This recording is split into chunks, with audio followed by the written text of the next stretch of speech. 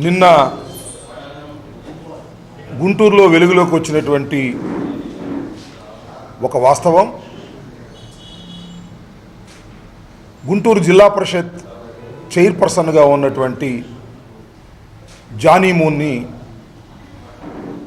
Harass చేస్తున్నారని, ఆమెకు ప్రాణాపాయమైనటువంటి పరిస్థితి కూడా ఉన్నదని ఆమె పోలీస్ వారికి రిపోర్ట్ చేయటమే కాకుండా బహిరంగంగా వచ్చి ప్రెస్ మీట్ పెట్టి తమ పార్టీకి చెందినటువంటి ఒక మంత్రి గారి వల్ల ప్రాణహాని ఉన్నదని, ఆమె క్యాంపు కార్యాలయం మీదకు సుమారుగా 20 మందిని మారణాయుధాలతో పంపించి బెదిరించారని, ఏ క్షణంలోనైనా ఆమె మీద దాడి చేసే అవకాశం ఉన్నదని స్వయముగా ఆమె పత్రికాముఖంగా బహిరంగంగా చెప్పిన తరువాత ఈ రాష్ట్రంలో ఉన్న పరిస్థితి ఏమిటో చాలా స్పష్టంగా అర్థమవుతా ఉన్నది. సొంత పార్టీకి చెందినటువంటి జిల్లా పరిషత్ చైర్మన్, అది కూడా రాజధాని ప్రాంతంలో ఉన్నటువంటి జిల్లా పరిషత్ చైర్మన్, మహిళ, మైనారిటీకి చెందినటువంటి వ్యక్తి, ఆమె మీదే సొంత పార్టీ మంత్రి గారు దాడి చేసేటటువంటి పరిస్థితి, ఆమెను హతమార్చేటటువంటి పరిస్థితి ఉన్నది అంటే ఈ రాష్ట్రంలో ఇంకా ప్రతిపక్షాలకు సంబంధించినటువంటి నాయకుల మీద ఏ విధంగా ఈ 2.5 సంవత్సరాల పాటు తెలుగుదేశం పార్టీ ప్రభుత్వం ప్రవర్తించిందో నేను ప్రత్యేకంగా చెప్పవలసినటువంటి అవసరం లేదు. ఎవరైతే తమ పనులకు అడ్డం వస్తారో, ఎవరైతే తమ అధికారానికి, తన అవినీతికి అడ్డం వస్తారో, సొంత పార్టీ వారైనా సరే, వారిని బెదిరించేటటువంటి కార్యక్రమాలు కొత్తగా జరుగుతున్నవి కావు. చంద్రబాబు నాయుడు గారు అధికారంలోకి వచ్చిన దగ్గర నుంచి ఇదే తంతు నడుస్తూ ఉన్నది. చివరికి ప్రాణాలను బలిగొనేటటువంటి పరిస్థితి కూడా చంద్రబాబు నాయుడు గారి నాయకత్వంలో ఉన్న ప్రభుత్వం వల్ల జరుగుతూ ఉన్నది. మనం ఇంతకు ముందే చూసాం. మన గుంటూరు జిల్లాకు చెందినటువంటి మాచర్లలో మున్సిపల్ చైర్పర్సన్గా ఉన్నటువంటి శ్రీదేవి ఆత్మహత్య చేసుకోవాల్సినటువంటి పరిస్థితి ఏర్పడింది. భర్త హార్ట్అటాక్తో చనిపోయాడు. కుటుంబం అంతా సర్వనాశనం అయిపోయింది. కేవలం తెలుగుదేశం పార్టీ యొక్క విధానాల వలన ఎవరైతే తమ మాట వినరో వారిని కేసులు పెట్టి వారిని హెరాస్ చేసేటటువంటి కార్యక్రమం, లేదంటే వారిని బెదిరించి అవసరమైతే ఆత్మహత్యలు చేసుకునేటటువంటి పరిస్థితికి కూడా నెట్టివేసేటటువంటి పరిస్థితి వల్ల రాష్ట్రంలో కొనసాగుతూ ఉన్నది. 1 కాదు 2 కాదు. ఈ రాష్ట్రంలో మహిళల మీద జరుగుతున్నటువంటి దాడులు చిన్నవి కావు. మీ అందరికీ తెలుసు. వనజాక్షి అనే ఒక మహిళను, అధికారిని శాసనసభ్యుడే కొడితే దిక్కులేదు వాళ్ళ వరకు కూడా. ఇవాళ నేను చెప్తా ఉన్నా, జానీ మూన్ మా పార్టీ కాదు. జానీ మూన్ మా పార్టీకి వ్యతిరేకమైనటువంటి పార్టీలో ఉండి గెలిచింది. మాకేమి జానీ మూన్ మీద ప్రేమాభిమానాలు ఉండవలసిన అవసరం లేదు. కానీ రాజకీయాలకు అతీతంగా చెప్తున్నాం, జరుగుతున్నది అన్యాయం. ఒక మహిళ, ఒక మైనారిటీకి చెందినటువంటి ఒక మహిళ, ఆమెను తీసుకొచ్చి మీరు మున్సిపల్ చైర్మన్గా చేశారు. పరిపాలన జరుగుతూ ఉన్నది. ఆమె మీద మీరు దౌర్జన్యం చేస్తే చూస్తూ సహిస్తూ ఊరుకోవడానికి ప్రధాన ప్రతిపక్షం సిద్ధంగా లేదు. కావచ్చు, మీ పార్టీయే కావచ్చు. రేపు మీరు వనజాక్షిని, చింతమనేని ప్రభాకర్ని కూర్చొని రాజీ చేసినట్టు ముఖ్యమంత్రి గారు వీళ్ళిద్దరికీ రాజీ చేయవచ్చు, లేదా జానీ మూన్ను బెదిరించవచ్చు, బతిమలాడవచ్చు, కాళ్ళు పట్టుకోవచ్చు, లేదా డబ్బులు ఇచ్చి రాజీ చేసుకోవచ్చు. కానీ జరుగుతున్నది అన్యాయం.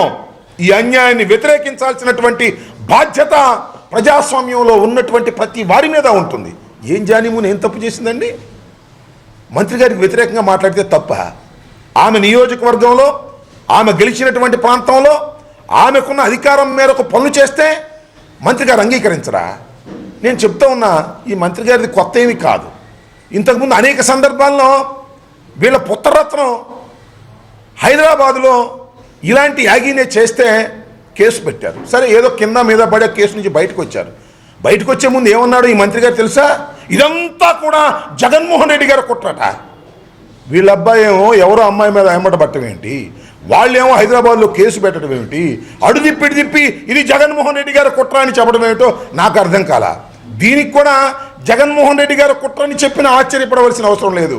జానీ మూన్ వెనక జగన్మోహన్ రెడ్డి గారు ఉన్నారు, జానీ మూన్ వెనక వైఎస్ఆర్ కాంగ్రెస్ పార్టీ ఉన్నది అని రేపో మాపో చెప్పిన కించిత్తు కూడా ఆశ్చర్యపడవలసినటువంటి అవసరం లేదు. నేను మనవి చేస్తున్నా, ఈ రాష్ట్రంలో తెలుగుదేశం అధికారంలోకి వచ్చిన దగ్గర నుంచి కూడా తెలుగుదేశంలో ఉన్నటువంటి పదవుల్లో అనుభవిస్తున్నటువంటి ఎంపీపీలు కానీ, మున్సిపల్ చైర్పర్సన్స్ కానీ, జిల్లా పరిషత్ చైర్పర్సన్స్ కానీ ఎంత దారుణంగా వారి పట్ల తెలుగుదేశం నాయకులు ఆచరిస్తున్నారో, ఏ విధంగా వారిని హెరాస్ చేస్తున్నారో అనేకమైన ఉన్నాయి. మొన్న చూసాం, బాపట్లకు సంబంధించినటువంటి ఎంపీపీ, ఆమె పేరు విజేత, ఆమెని కూడా పదవి నుంచి దించేందుకు తీవ్రమైన ప్రయత్నం తెలుగుదేశం వారు చేస్తే ఆమె హాస్పిటల్ పాలయ్యి ఇబ్బందుల్లో పడేటువంటి పరిస్థితి ఏర్పడింది. అంతేకాదు, మొన్న చూసాం రావెల కిషోర్ బాబు గారికి సంబంధించినటువంటి ఒక ఎంపీపీ లక్ష్మీ కుమార్ తోట, ఆమె ఆయనకు వ్యతిరేకంగా ధర్నా చేసింది. మీ పార్టీ అంతర్గతమైన విషయాలే, కానీ బజారును పడుతున్నాయి అంతర్గత విషయాలు. ఎందుకు బజారును పడుతున్నాయంటే మీ పార్టీలో ఉన్నటువంటి మహిళా నాయకురాలను మీరు దౌర్జన్యం చేసి వారి పదవుల నుంచి దింపేసి, లేదంటే వారిని ఆత్మహత్యలు చేసుకునే స్థాయికి మీరు నెట్టుతున్నారు. ఇది దుర్మార్గమైనటువంటి విషయం. నేను ఒకటే అడుగుతా ఉన్నా, మీ పార్టీకి చెందినటువంటి మహిళలకే రక్షణ లేనప్పుడు, మీ పార్టీకి చెందినటువంటి అధికారంలో ఉన్నటువంటి మహిళలకే రక్షణ లేనప్పుడు ఇంకెవరికి రక్షణ ఉంటుంది ఈ రాష్ట్రంలో అడుగుతా ఉన్నా. అక్కడ దాకా ఎందుకు? మా పార్టీకి చెందినటువంటి మహిళా నాయకురాలు రోజా గారు శాసనసభలో మిమ్మల్ని విమర్శిస్తున్నారనే కక్షతో సంవత్సరం పాటు ఆమెని మీరు శాసనసభ నుంచి సస్పెండ్ చేశారు. అంతేకాదు, అనేకమైనటువంటి హెరాస్మెంట్ కార్యక్రమాలు రోజా గారి మీద మీరు చేస్తున్నప్పటికీ కూడా మొక్కవోని ధైర్యంతో ఎదుర్కొన్నటువంటి మహిళ, ఆమెకి మా పార్టీ మొత్తం అండదండగా నిలబడవలసిన పరిస్థితి ఏర్పడింది. ఎందుకని ఈ విషయాన్ని మీకు చెప్తున్నానంటే, అధికారం, డబ్బు, అన్యాయం తప్ప రెండో మార్గమే లేదు. ఎవరు అడ్డం వస్తే వాళ్ళు, జానీమూనైనా రోజా గారైనా మరొకరైనా ఎవరు అడ్డం వచ్చినా కూడా దుర్మార్గంగా నరకాసుర పాలన ఇవాళ ఈ రాష్ట్రంలో జరుగుతుందని చెప్పడానికి ఇంతకన్నా ఉదాహరణ ఏం కావాలని అడుగుతా ఉన్నా. మా పార్టీ కాదే ఆమె, మీ పార్టీకి సంబంధించినటువంటి మహిళే, అయినా కూడా ఇంత దారుణంగా మీరు వ్యవహరిస్తూ ఉన్నారు. ఇది సరైనటువంటి పద్ధతి కాదని మనవి చేస్తున్నా. ఆమె చెప్పింది విన్నా నేను, ఎస్పీ గారికి చెప్పింది, లోకేష్ బాబు గారికి కూడా చెప్పిందట, చంద్రబాబు నాయుడు గారికి కూడా చెప్పిందట. అందరికీ చెప్పినా ఫలితం లేదట. చివరికి మీ జిల్లా పరిషత్ చైర్మన్ వెళ్ళి ఎస్పీలకు రిపోర్ట్ చేసుకోవలసినటువంటి పరిస్థితి మీకు దాపరించింది అంటే ఎంత దుర్మార్గమైనటువంటి పరిపాలన ఇక్కడ సాగుతున్నదో అర్థం చేసుకోమని మనవి చేస్తున్నా. అంతేకాదు, నేను అడుగుతా ఉన్నా, ఇక్కడ ఉన్నటువంటి ఇద్దరు ఎస్పీలని కూడా నేను డిమాండ్ చేస్తూ ఉన్నా. జానీ మూన్ 20 మంది మారణాయుధాలతో వచ్చి నా క్యాంప్ ఆఫీస్ మీద దాడి చేయడానికి ప్రయత్నం చేశారు. కేసు పెడతారా పెట్టరా? రిజిస్టర్ చేస్తారా చేయరా? కేసు తక్షణమే కేసు రిజిస్టర్ చేసి ఎంక్వైరీ చేయాలి. దట్ ఈస్ 307 కేసు వేయవలసినటువంటి బాధ్యత ఈ పోలీస్ అధికారుల మీద ఉన్నదని మనం చేస్తున్నా. ఏదో సీఎం గారు చెప్పారు, లోకేష్ బాబు గారు చెప్పారని కేసు రిజిస్టర్ చేయకుండా ఉంటే అది సరైనటువంటి పద్ధతి కాదు. చట్ట ప్రకారం ముందుకు సాగవలసినటువంటి బాధ్యత పోలీసు అధికారుల మీద ఉంది. ఒక మంత్రి, ఒక జిల్లా పరిషత్ చైర్మన్ ఈ విధంగా దారుణంగా వ్యవహరిస్తూ ఉన్నప్పుడు, పోలీస్ ఇంటర్ఫిరెన్స్ కోరుకున్నప్పుడు ఒక పార్టీ, మీరు ఇంటర్ఫిరెన్స్ లేకోకుండా కేసు పెట్టుకోకుండా లోకేష్ బాబు గారు చెప్పారు, చంద్రబాబు నాయుడు గారు ఫోన్ చేశారు, చంద్రబాబు నాయుడు గారు పేషెంట్ నుంచి ఫోన్ వచ్చింది అని కేసు రిజిస్టర్ చేయకోకుండా ఉండటం సరైనటువంటి పద్ధతి కాదు. ఎప్పుడైతే జానీ మూన్ గారు కేసు ఇచ్చారో ఆ కేసును రిజిస్టర్ చేసి ఎంక్వైరీ చేసి మంత్రిని అరెస్ట్ చేస్తారా? చేయరా? నాకు తెలిసి మీరు మంత్రిని అరెస్ట్ చేసే అంత శక్తి పోలీస్ డిపార్ట్మెంట్కు లేదు. కనీసం కేసు రిజిస్టర్ చేసి కోర్టుకు పంపవలసినటువంటి బాధ్యత పోలీస్ డిపార్ట్మెంట్ మీద ఉన్నది. మీరు అది చేయకపోయినట్లయితే తప్పు చేసిన వాళ్ళు అవుతారు. ఒకటే చెప్తున్నా, శాశ్వతం కాదు. చంద్రబాబు నాయుడు గారు వాళ్ళు చెప్తున్నారు 175 వస్తాయండి ఆయనకి, 5 వస్తే చాలు చివరి 5ను ఇలాంటి కార్యక్రమాలు జరుగుతున్నప్పుడు. చంద్రబాబు శాశ్వతం కాదు, లోకేష్ శాశ్వతం కాదు. ప్రభుత్వాలు మారుతాయి. చంద్రబాబు నాయుడు గారు లాంటి వాడు కూడా ఇలాంటి దౌర్భాగ్యమైన దుష్ట పరిపాలన జరుగుతున్నప్పుడు దీన్ని అంతం చేస్తారు, నరకాసుర వధ చేస్తారు. రాష్ట్ర ప్రజలు గుర్తుంచుకోమని మనం చేస్తున్నా. ఒక్క మహిళ కూడా మీకు ఓటు వేసేటటువంటి పరిస్థితి వల్ల ఈ రాష్ట్రంలో లేదని మనం చేస్తున్నా. ఒక చోట కాదు, 2 చోట్ల కాదు. రితీశ్వర్ కేసు కూడా మనం చూసాం. మహిళల మీద విచక్షణారహితంగా దాడులు జరుగుతూ ఉన్నాయి, పోలీసు రక్షణ లేదు. ఎందుకు లేదంటే పోలీసుల చేత మీరు పోలీస్ డిపార్ట్మెంట్ డ్యూటీ చేయించుకోవడం లేదు, మీ సొంత పనులు చేయించుకుంటున్నారు. ఎవరి మీద? తెలుగుదేశం పార్టీకి వ్యతిరేకంగా ఉన్నటువంటి వైఎస్ఆర్ కాంగ్రెస్ కార్యకర్తల మీద, సిపిఐ సిపిఎంల మీద, కాంగ్రెస్ మీద, ఇలాంటి వారి మీద కేసులు పెట్టమని వారిని చెంచాల్లాగా వాడుకోవడం వల్లే, వారు విధి నిర్వహణ సరిగా చేయకపోవడం వల్లే ఇలాంటి ప్రమాదాలు ఏర్పడుతూ ఉన్నాయి. పోలీసు వ్యవస్థ మీద ప్రజలకు విశ్వాసం సన్నగిలుతూ ఉన్నది. ఇది ప్రమాదకరమైనటువంటి ధోరణి. మీరు తక్షణమే దీన్ని చర్య తీసుకోవాల్సినటువంటి బాధ్యత ఉంది. నేను మనవి చేస్తున్నా, జానీ మూన్ మరొక శ్రీదేవి కాకూడదని మనవి చేస్తున్నా.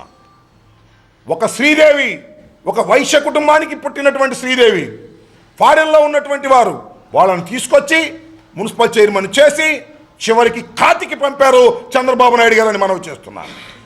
జానీ మూన్ మరొక శ్రీదేవి కాకూడదు. జానీ మూన్కి రక్షణ కోసం వైఎస్ఆర్ కాంగ్రెస్ పార్టీ సిద్ధంగా ఉంది. అమ్మ, నువ్వు రాజీ పడితే రాజీ పడితే రాదు, మాకేం సంబంధం లేదు. కానీ జరుగుతున్న అన్యాయాన్ని ఒక ప్రజాస్వామ్య పద్ధతుల్లో ఖండించవలసినటువంటి బాధ్యత అందరి మీద ఉన్నది. ప్రజా సంఘాలు కూడా దీన్ని బయటకు తీసుకురావాలి, ఆమెకి రక్షణగా ఉండాలి. Though she belongs to TDP, అన్యాయం జరిగితే సహించడానికి సమాజం సిద్ధంగా లేదని సంకేతాలు పంపవలసినటువంటి బాధ్యత ఉన్నదని మిగతా ప్రజా సంఘాలకి, మహిళా సంఘాలకు కూడా నేను విజ్ఞప్తి చేస్తున్నాను. ఆమెకు అండగా ఉండవలసినటువంటి తరుణం ఇది మనవి చేస్తున్నాను. తక్షణమే ఈ ప్రభుత్వంలో ఉన్నటువంటి రాయల కిషోర్ మీద తక్షణమే చర్య తీసుకోండి. వాళ్ళ అబ్బాయి తప్పు చేస్తే చర్య తీసుకోలేదు, అందుకని వాళ్ళ నాన్న తప్పు చేశాడు. ఇది కూడా చర్య తీసుకోకపోతే మరి రాయల కిషోర్ గారు నాన్నగారు ఉన్నారు, ఆయన కూడా తీసుకుంటాడు. కాబట్టి ఒక దొంగల ముఠాలాగా వ్యవహరిస్తున్నారు. క్యాబినెట్లో క్రిమినల్స్ని పెట్టుకొని చంద్రబాబు నాయుడు గారు పరిపాలన చేస్తున్నాడు. దయచేసి క్రిమినల్స్ని, మీరు క్రిమినల్స్ అని తెలిసిన తర్వాత కూడా కొనసాగిస్తున్నారంటే అందరికన్నా పెద్ద క్రిమినల్ ఎవరు? చంద్రబాబు. అందువలనే ఈ క్రిమినల్స్తో పరిపాలన చేస్తున్నాడు. లోకేష్ బాబు, చంద్రబాబు ఇద్దరూ కలిసి ఈ రాష్ట్రాన్ని క్రిమినల్స్ మయం చేస్తున్నారు. తక్షణమే జానీ మూన్కు రక్షణ కల్పించవలసినటువంటి బాధ్యత పోలీసు వ్యవస్థ మీద ఉందని వైఎస్ఆర్ కాంగ్రెస్ పార్టీ డిమాండ్ చేస్తున్నది. ఇంకా ఆగు, ఈ విషయం అడుగు, తర్వాత అడుగుదు. ఇంకెవరైనా ఈ విషయం అడిగి చెప్తాను. ప్రశాంత్ కిషోర్ది కూడా చెప్తాను నీకు. ఇంకేం లేవా? చెప్పు, అడుగు.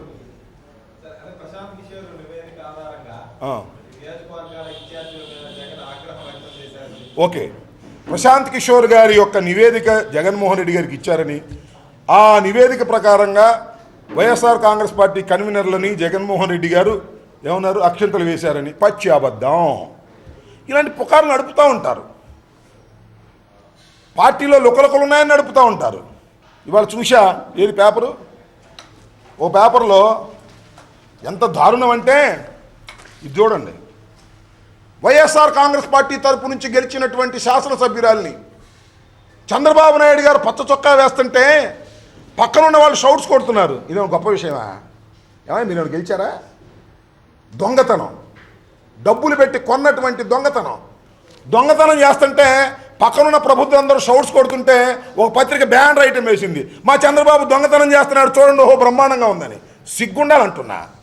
ఒక పార్టీలో గెలిచి, ఫ్యాన్ గుర్తు మీద గెలిచి వచ్చినటువంటి శాసనసభ్యురాలని నీ పార్టీలోకి అడ్డగోలుగా రాజీనామా చేయకోకుండా సాక్షాత్తు ముఖ్యమంత్రి పచ్చ కండువా వేస్తుంటే అబ్బో చాలా గొప్ప ఘనకార్యం చేసేస్తున్నాడు మా ముఖ్యమంత్రి గారు. ఏమొచ్చిందా ముఖ్యమంత్రి? నాకు అర్థం కాలేదు. నీ ప్రభుత్వం ఏమైనా పడిపోతుందా? ఈ ఎమ్మెల్యే లేకపోతే 20 మంది ఎమ్మెల్యేని తీసుకున్నావు, ఎందుకు తీసుకున్నావా? భయం, ఆందోళన, ఫ్రస్ట్రేషన్, నిరంతరం భయంతోనే ఉన్నాడు చంద్రబాబు నాయుడు గారు. తన చుట్టుపక్కల ఉన్న వాళ్ళ ఎమ్మెల్యేలు కూడా నమ్మటల్లా. నేను అడుగుతా ఉన్నా, దమ్ముంటే చంద్రబాబు నాయుడు గారి దమ్ముంటే, ఆయనకు చిత్తశుద్ధి ఉంటే, ప్రజాస్వామ్యం మీద నమ్మకం ఉంటే రాజీనామా చేయించి తీయించుకో. ఉప్పులేటి కల్పనని రాజీనామా చేయించుకోకుండా క్యాష్ ఇస్తానని, మీ ఆయనకి ఏదో పదవులు ఇస్తానని, ఆయన ఇన్కమ్ ట్యాక్స్ ఆఫీసర్ కాబట్టి రక్షణ కల్పిస్తానని ఇలా భయపెట్టి ఆశ చూపి తీసుకొని 170 సీట్లు వస్తాయంట రేపు. 5 కూడా రావని మనవి చేస్తున్నా. ఇంత దారుణంగా మహిళల పట్ల వ్యవహరిస్తూ ఇలా ఎమ్మెల్యేల పరపార్టీ ఎమ్మెల్యేలను కోట్ల రూపాయలు ఖర్చు పెట్టి కొంటూ 5 సీట్లు కాదు నాకు 75 సీట్లు వస్తాయి, 175 వాడు 175 అని ఒప్పుకున్నాడు. 225 అవుతాయని చెబుతున్నాడు మొన్న ఈ మధ్యన. అవి కావని తేల్చేశాడు అనమాట. 175 వస్తాయి ఆయనకి. 5 సీట్లు కూడా రావు చంద్రబాబు నాయుడు గారు. దుర్మార్గమైన రాక్షసమైన పరిపాలన సాగుతూ ఉంది. డబ్బు తప్ప మరొకటి లేదు. నీకు మీ అబ్బాయికి డబ్బు పిచ్చి పట్టింది, ఆ డబ్బే తప్ప మరొకటి లేదు. మీకు మళ్ళా అధికారం ఇవ్వడానికి ఈ రాష్ట్ర ప్రజలు సిద్ధంగా లేరు. దుర్మార్గమైన పరిపాలనని సమయం వచ్చినప్పుడు అంతం చేయాలని ఆతృతగా ప్రజలున్నారు. అది గమనించకపోతే అది మీ కర్మ. ఇంకా ఏమన్నారు వినపల్లా?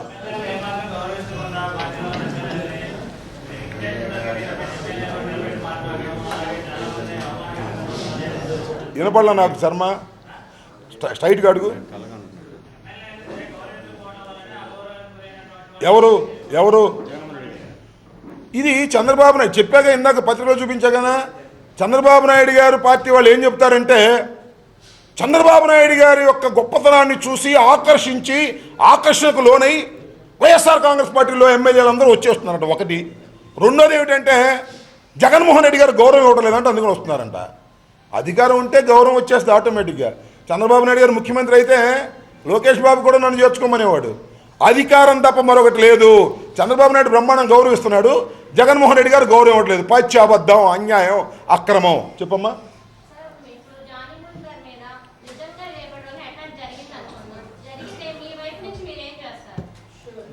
జరిగే సమయం అని ఉంటే మేము సమయానికి ఉంటే అడ్డం పడడానికి ప్రయత్నం చేస్తాం, లేకపోతే ప్రజాస్వామ్యయుతంగా రక్షణ కల్పిస్తాం.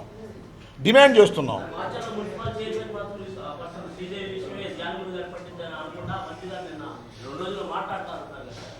2 రోజుల్లో మాట్లాడకపోతే 10 రోజుల్లో మాట్లాడమను. మాకేం సంబంధం? మాట్లాడమను. ముందు పోట్లాటం ఆపమను. నేను అనేది ఐ స్ట్రాంగ్లీ బిలీవ్ పట్టిద్దని అనుకోవట్లా. పట్టకోకుండా జాగ్రత్త పడవలసినటువంటి బాధ్యత ఈ ప్రభుత్వానికి ఉందని హెచ్చరిక చేస్తున్నాం. నెంబర్ 1. రెండో అంశం, పట్టుతుందా పట్టదా నేను చెప్పదేని ఏముంది? అలాంటి ప్రమాదం ఉంది. ఇవాళ శ్రీదేవి ఏ విధంగా ఆత్మహత్య చేసుకుందో నేను ఒకటే అడుగుతా ఉన్నా. జానీ మూన్ అనేటువంటి ఒక మహిళ, జిల్లా పరిషత్ అధ్యక్షురాలు, తెలుగుదేశం పార్టీలో ప్రధానమైన భూమిక పోషిస్తున్నటువంటి ఒక మహిళ మీ అందరి కెమెరాల ముందుకు వచ్చి బోరున విలపిస్తే అంతకన్నా దౌర్భాగ్యం ఏమైనా ఉందా అని అడుగుతా ఉన్నా. బోరున విలపించింది ఒక మహిళ, కెమెరాల ముందుకొచ్చి తనకు రక్షణ లేదని విలపించింది. లోకేష్ బాబుకు చెప్పాను, చంద్రబాబుకు చెప్పాను, అయినా ఫలితం లేదని విలపించింది. లోకేష్కు చెప్పినా, చంద్రబాబుకు చెప్పినా, ఎన్టీ రామారావుకు చెప్పినా నీకు రాజకీయ భవిష్యత్తు లేకుండా చేస్తానని అన్నాడని చెప్పింది. ఇంతకన్నా సిగ్గేమైనా ఉన్నదా ఈ ప్రభుత్వానికి, ఈ పార్టీకి అని అడుగుతా ఉన్నా. నేను కోరుకునేది ఇంతకుముందు జరిగిన సంఘటనలాగా జరగకోకుండా జాగ్రత్త పడవలసిన బాధ్యత ప్రభుత్వం మీద, పోలీసు అధికారుల మీద ఉన్నదని ఈ సందర్భంగా హెచ్చరిస్తున్నాం, వారికి సూచన చేస్తున్నాం.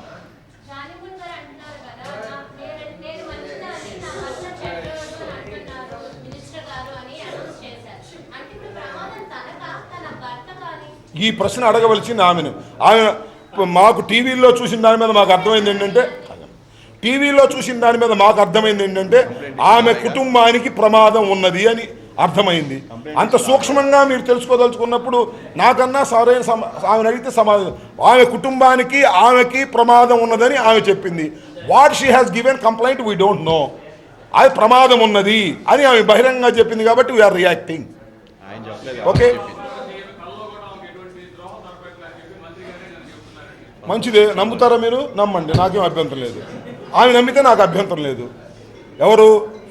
ఎవరైతే జానీ మూన్ గారు నమ్మింది నాకు అభ్యంతరం లేదు. వాళ్ళిద్దరు మాట్లాడుకుని రాజీ పడతారు, అభ్యంతరం లేదు. రేపు చంద్రబాబు నాయుడు గారు ఇద్దరిని గదిలో కూర్చోబెట్టి బెదిరించి రాజీ చేస్తాడు, మనకు అభ్యంతరం లేదు.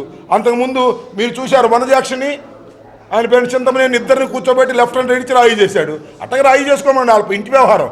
కానీ బజారున పడిన తర్వాత మాట్లాడతాం మేము. జిల్లా పరిషత్ చైర్పర్సన్ జానీ మూన్ గారు నిన్న ఆమె కన్నీళ్లు పెట్టుకుంటే ఈ ఆంధ్ర రాష్ట్ర ప్రజలందరూ కూడా చాలా బాధపడ్డారు. ముస్లిం మైనార్టీలకు సంబంధించి గుంటూరు జిల్లాలో జానీ మూన్ గారికి జిల్లా పరిషత్ చైర్మన్ ఇచ్చారని చెప్పి చాలా సంతోషపడ్డాం. కానీ ఆమె 1 సంవత్సరం క్రితం నుంచే ఆమె డల్గా ఉంటే నేనే అడిగాను, అమ్మా ఏంటమ్మా ఎలా ఉన్నామంటే ఏం లేదు, మేము బాగానే ఉన్నాను, నా పార్టీలో బాగానే ఉన్నానని చెప్పింది. కానీ ఈ విధమైన పరిస్థితి ఏర్పడినప్పుడు చంద్రబాబు నాయుడు గారికి వాళ్ళ అబ్బాయికి చెప్పినప్పుడు కనీసం చర్య తీసుకుంటే ఎంత బాగుండేది. ఇవాళ ఏం పరిస్థితి వచ్చింది ఆమెకి అంటే ముస్లిం మైనార్టీ సంబంధించిన ముస్లింలకు ఈ పార్టీలో ఎలాంటి ఏమాత్రం కొద్ది కూడా ఇది లేదని ఈ రాష్ట్ర ప్రజలందరూ తెలుస్తూ ఉంది. కానీ మాటలకైతే మాత్రం మేము పేద ప్రజలకి ముస్లిం మైనార్టీలకి ఎంతో న్యాయం చేస్తున్నామని చెప్పేసి ఒక్క పదవి మాత్రం జానిమన్కి ఇచ్చారు. కానీ రాష్ట్రంలో ముస్లింస్ ఎవ్వరు లేరు. కానీ ఆమె ఇచ్చారా ఒక పోలింగ్ అనుకుంటే చివరికి ఆమెను బెదిరించడం అంటే ఇది ఎంత అన్యాయమో ఒక్కసారి ఆలోచన చేయమని చెప్పేసి చంద్రబాబు నాయుడు గారిని అడుగుతున్నా. అయ్యా మీరు మాట్లాడితే ఎన్నో గొప్ప గొప్ప మాటలు చెప్తారు. ఈ రాష్ట్ర ప్రజలు మొత్తం నా వైపే ఉన్నారంటారు. కానీ చేసే పనులు ఏ విధంగా ఉన్నాయి అనేది ఒక్కసారి ఆలోచన చేయండి. రేపు రాబోయే కాలంలో మీరు ఇదే విధంగా చేస్తే రేపు మీకు ఇక్కడ పుట్టగదులు ఉండవని చెప్పి తెలియజేస్తున్నా. మీరు మాటలు మాత్రం చాలా చక్కగా చెప్తున్నారు, ఎన్నో మాటలు చెప్తున్నారు. ఈ రాష్ట్ర ప్రజలకు నేను ఏదో చేస్తానన్నారు. కానీ చేసేది మీరు రాష్ట్ర ప్రజలు కాదు, ఆ ఒక్క రాజధాని చుట్టే మీ మనసంతా అక్కడే తిరుగుతూ ఉంది తప్ప ఈ రాష్ట్ర ప్రజల కోసం కానీ ఈ రైతుల కోసం కానీ రైతు కూలీల కోసం ఎవరి గురించి పట్టించుకోవట్లేదు. ఎంతసేపటిగా రాజధాని అంతే తప్పక వేరేదేం లేదు. కాబట్టి ఇకనైనా ఆలోచన చేయండి. ఇంకా మేము చెప్పబోతే ఇంకెవరు చెప్తారు మీకు అంటే మీరు ఈ విధంగా పరిపాలన సాగిస్తున్నారు. ఇలాంటి పరిపాలన సాగదు ఆపండి. ఇకనైనా మేల్కొనండి. ఈ రాష్ట్ర ప్రజల మేలు కోసం ఇక నుంచి చేయండి. ఇక అట్లాగే ముస్లిం మైనారిటీ సంబంధించి ఆ 4% రిజర్వేషన్ ఎక్కడ ఎడిపోయిందో తెలియదు. కానీ బడ్జెట్లో మాత్రం 750 కోట్లు పెట్టామంటారు. కానీ ఇక్కడ అన్నది ఇక్కడ ఏం లేదు. అంటే మాటలకు మాత్రం పరిమితం, పనులకు మాత్రం లేదు. కానీ రాబోయే కాలంలో మీకు అందరూ బుద్ధి చెప్పడానికి రెడీగా ఉన్నారు. మీరు వేచి చూడండి.